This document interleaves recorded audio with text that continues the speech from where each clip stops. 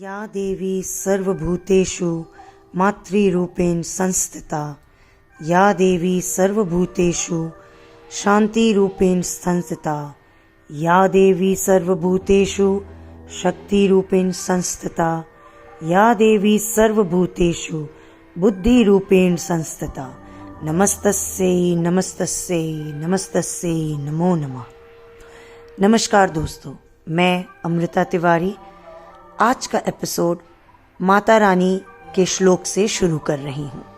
जी हाँ, ये जो श्लोक था इसमें हम माता रानी के बारे में, उनके हर तरह के रूप के बारे में बता रहे हैं। मातृ रूपेण, शांति रूपेण, शक्ति रूपेण, बुद्धि रूपेण।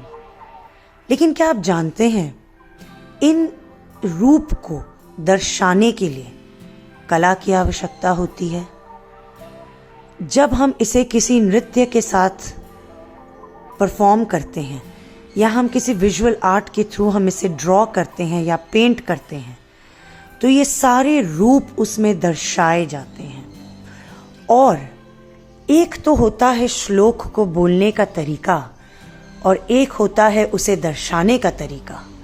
तो जी हाँ, यहाँ पे एक कला और श्लोक का एक अद्भुत संगम बन जाता है।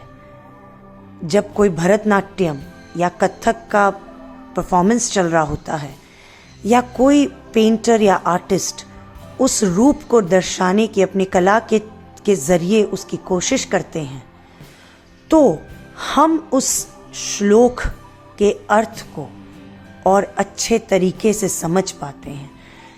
क्योंकि हमने आज तक भगवान को देखा तो नहीं है, पर हम सब जानते हैं कि वो हैं। लेकिन देवी देवता के जो अलग अलग रूप हैं, उन रूप को अगर हमारे सामने लाया जाए, हमारे सामने दर्शाया जाए, तो अपने आप उस श्लोक के हर एक शब्द के अर्थ हमारे जहन में उतर जाते हैं। चाहे वो श्लोक हमारे भारत देश की किसी भी भाषा में क्यों ना बोला जाए, चाहे वो संस्कृत में हो, कन्नड़ में हो, पंजाबी में हो, हिंदी में हो, अंग्रेजी में हो, लेकिन जहाँ उस रूप के उन रूपों को हमारे सामने दर्शाया जाता है नृत्य, संगीत या ड्राइंग या पेंटिंग के जरिए, उन श्लोक का अर्थ अपने आप हमारे दिल और दिमाग में अपना एक घर कर जाता है।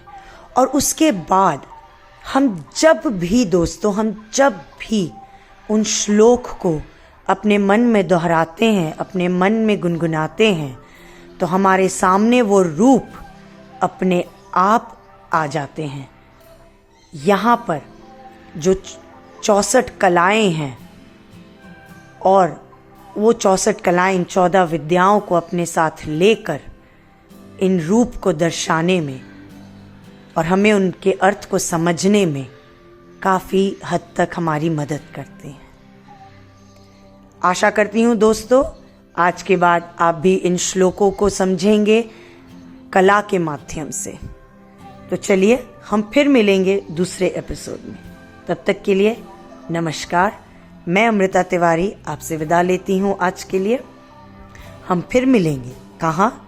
कुछ बातों का मतलब, कुछ मतलब की बातें। क्या मतलब?